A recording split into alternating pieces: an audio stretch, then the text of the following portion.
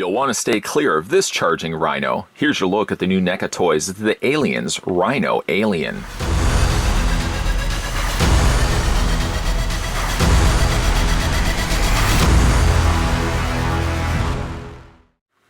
Dark, empty, silent.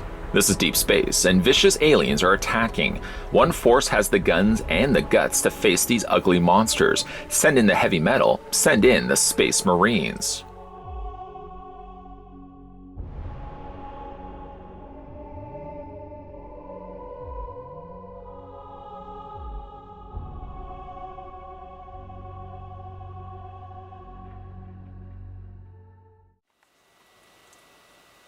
Before we get a closer look at this spectacular new release from NECA Toys, the first thing, of course, yes, I had my tape measure waving in front of the screen.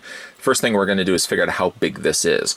Now, there is debate, of course, as to which way you're going to be displaying the Rhino Alien. I personally feel it's one of the xenomorphs that should be on all fours, as this is, of course, its method of attack. It's going to be charging things in front of it that I'm going to always be displaying on all fours. You could, in theory, display it standing straight up. I don't really think there's many xenomorphs where you'd want to display them straight up, but it's entirely up to you if you want to go that route. So I'm going to go this route when it comes to giving you guys the necessary 411s on how big it actually is. If you want to go something different to the way I've got it currently configured, it's entirely up to you. You can do that for your own collection. So I'm going to take the tape measure, I'm going to put it right to the very end of these spiked hind legs, and I'm going to run that all the way to the front of its horn. That, of course, will give us the length of the figure, and from point A to point B, we're looking at the figure being roughly 8.5 inches length from here to here, and that in centimeters is 21.7, a little over 21.5 centimeters long.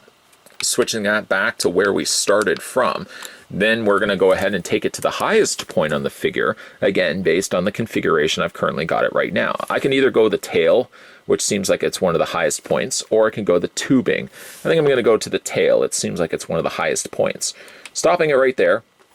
Now again, this is only to this end of the tail, or to the highest point there, and that gives us a figure that's roughly 5.8 inches in height.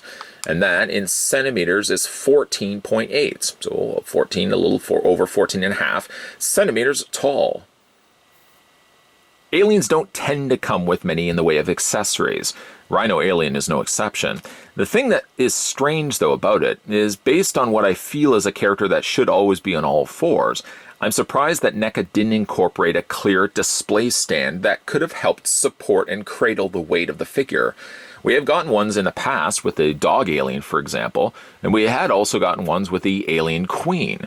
And yet, unfortunately, Rhino Alien gets omitted. It doesn't get included that stand. I could easily find one, I'm sure, in my collection somewhere.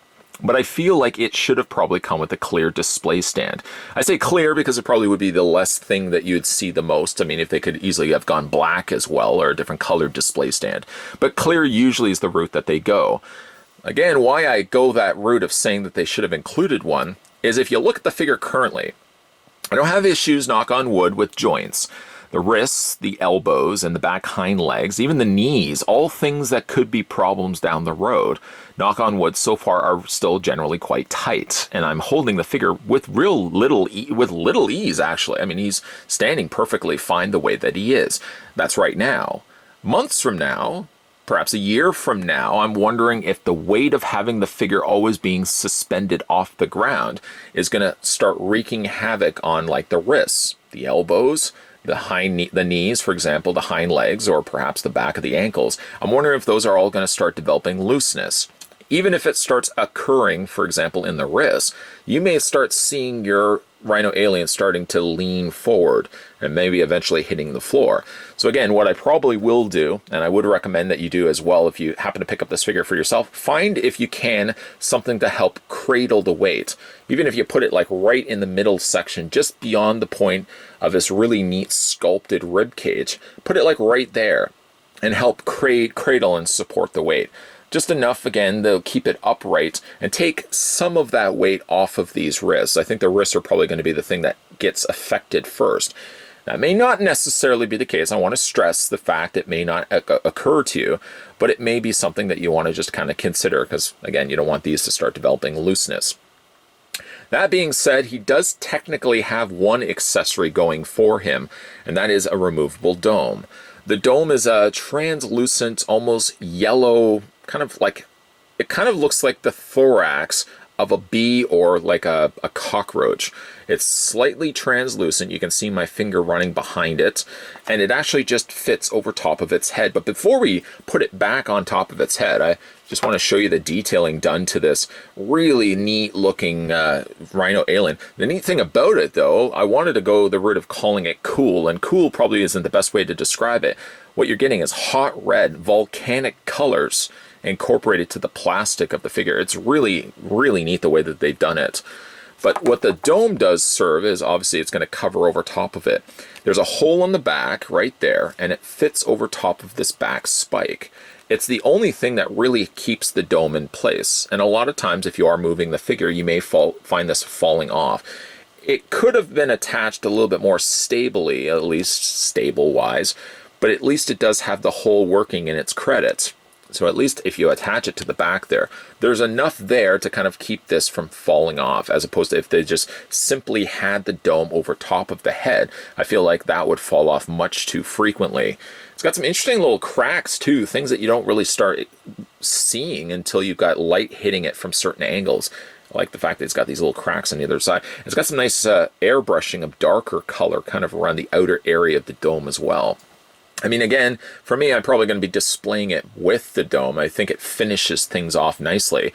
But speaking of finishing, I'm just happy to see that NECA actually goes the full route of sculpting details that would normally otherwise be covered over by the dome anyways. The fact that they do consider the idea that at some point you may feel like you want to sneak a peek. The fact that they finish everything rather nicely with this scaled work kind of actually looks like a little bit of a face, the eyes, the nose, and the mouth. But it's been done in this translucent coloring, and it looks like it's probably majority-wise, it's a more warmer orange, as it seems the back section here, the majority of the body, is more of an orange color. It's only really in the head that it's a little bit more of a lighter yellow, and I feel like they've just gone in there and airbrushed that yellow over top of the orange plastic there. Some additional red is happening also at the back there. It's one of the only few areas on this particular figure that has that dark, stark crimson red. I really like the way that they've done that. But we're going to go ahead for the time being and just put the dome back onto its head because, again, that's probably going to be the way I'm going to be displaying it anyways. Get a good gander at this neat-looking Rhino alien. It is very, very cool indeed. I kind of wish I would have seen something like this in the live-action Alien films where perhaps a Rhino could have been impregnated by, say, for example, a facehugger. Would this have resulted in a Rhino alien? That's, of course, something that we'll only have to leave to imagination to try to figure out.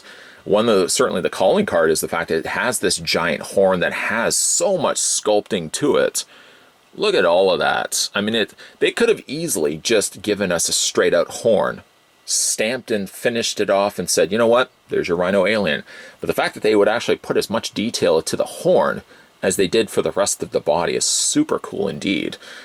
He does have an overbite or an underbite, I suppose, with some additional fangs that reach past the point of the top jaw, and I like that there's that overlap where you've got the fangs from the sides coming down, and then you've got these longer teeth sticking up that kind of meet their way along the middle.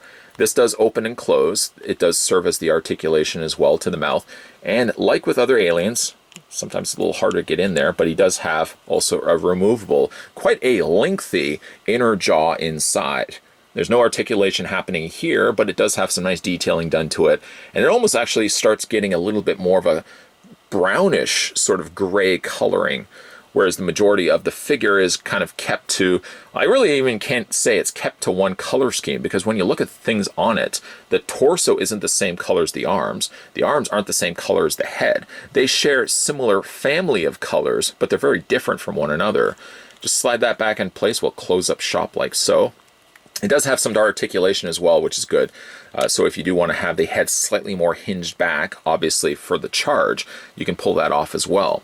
Some of the other details we can certainly get a look at for the Rhino alien. Like I said, the majority of the color has this lava color scheme. The hot oranges and the hot reds, with then the additional black that's been painted over top of it. Some of it appears as black. Other times when I'm looking at it, like the legs and the arms, for example, almost seem to have a slight greenish tint to the gray.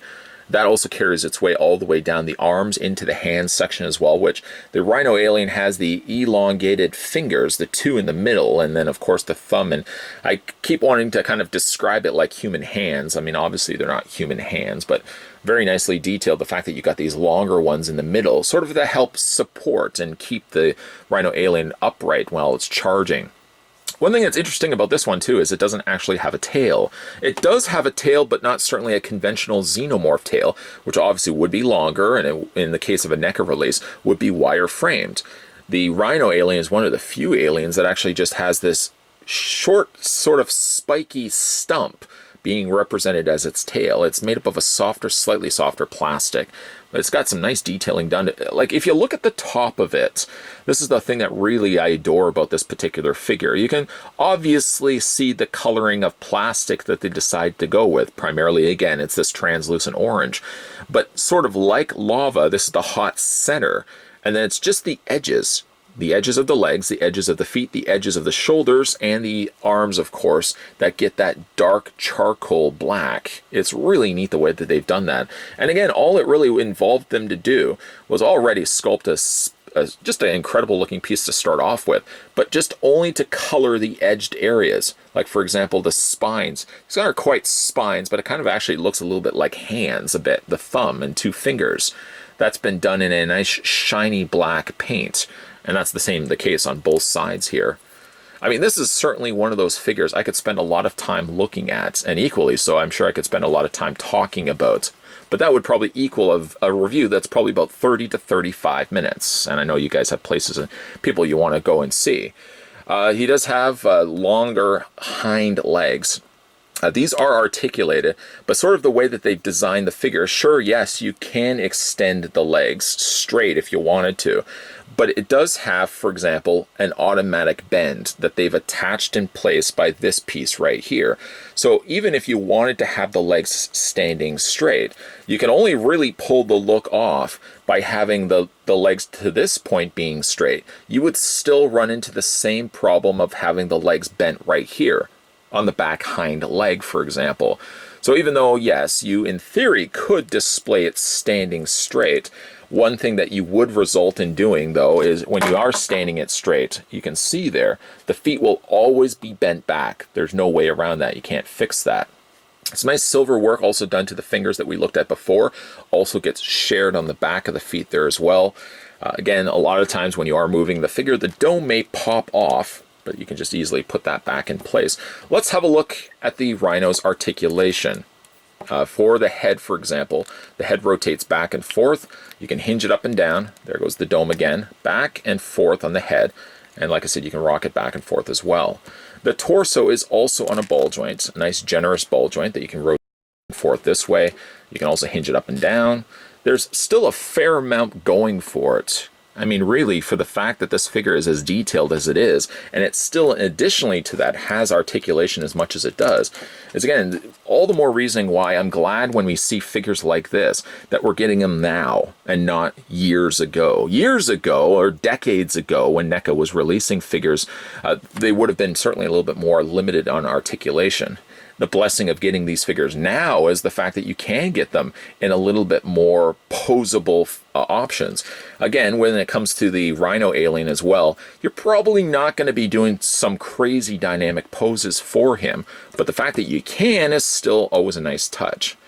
Anyways, going back to the articulation, I keep getting sidetracked here. The torso moves back and forth, it hinges up and down. For the arms are a little more limited. I'm going to get them as far out as I can get them going here. You can get them roughly at about a 45-degree angle, give or take. And then you can also, of course, rotate those back and forth. I'm sure one question you guys probably are going to be asking as well, and see if I can answer all of these for you. Being that the figure is comprised of translucent plastic, is the joints also the same? They are not. You can see that they are using solid plastic for these. So that the idea of having these break is not something I worry of. I'm having kind of like where I would have worried a little bit more of the Cult Classics figure back in the day that would have also used clear pegs. These ones are actually using solid plastic, so you have no issues there. Same thing actually for the elbows too. Like even if you look at those, they're using real solid plastic as opposed to the translucent plastic. So it seems obviously that they used translucent plastic molds on both sides and connected it to the two together with a little more safer plastic. So when it came to bending, you weren't going to run the risk of breaking the figure inadvertently.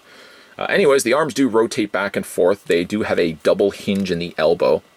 As I said so far, this particular figure has pretty stiff joints. Not to the point where I'm worried I'm going to break it, but stiff enough at least that it's going to hold the figure upright. I'm still going to utilize a display stand, but still, the joints are generally quite tight on this figure.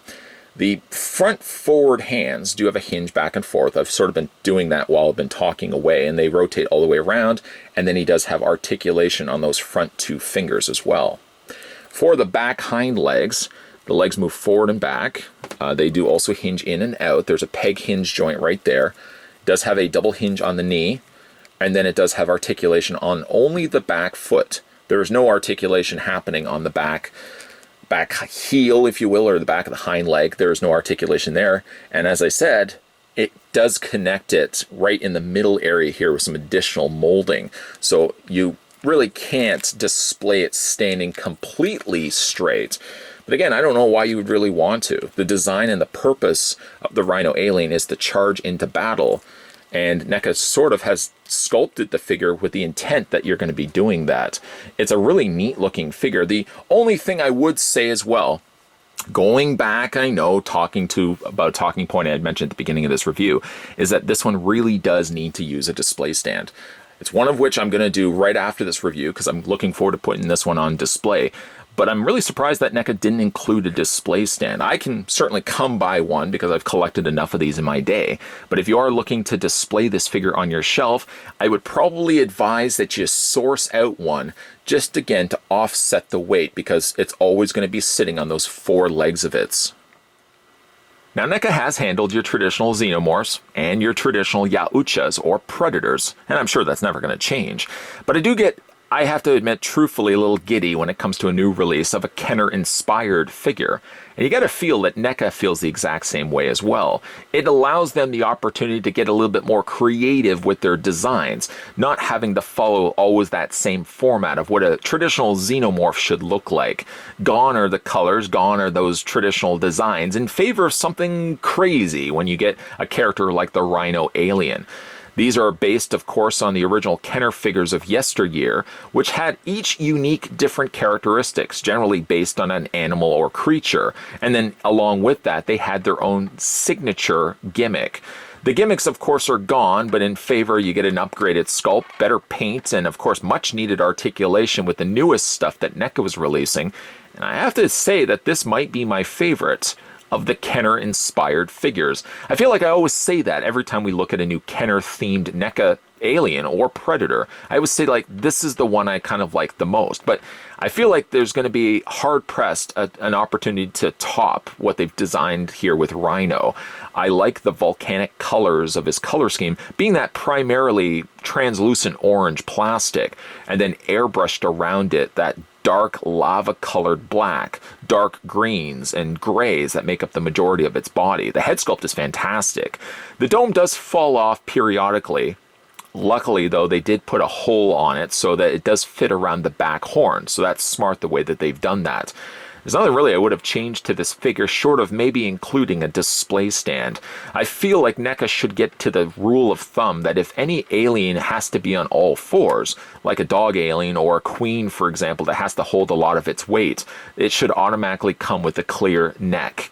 Something that could help offset and hold the weight upright. Because if you're going to always have the figure on all fours, like I'm definitely going to want to be doing here with the Rhino alien, I would want to have something to help support the weight. So I'm not putting it solely, specifically on the wrists. I think that's the one thing that will probably start developing looseness to it.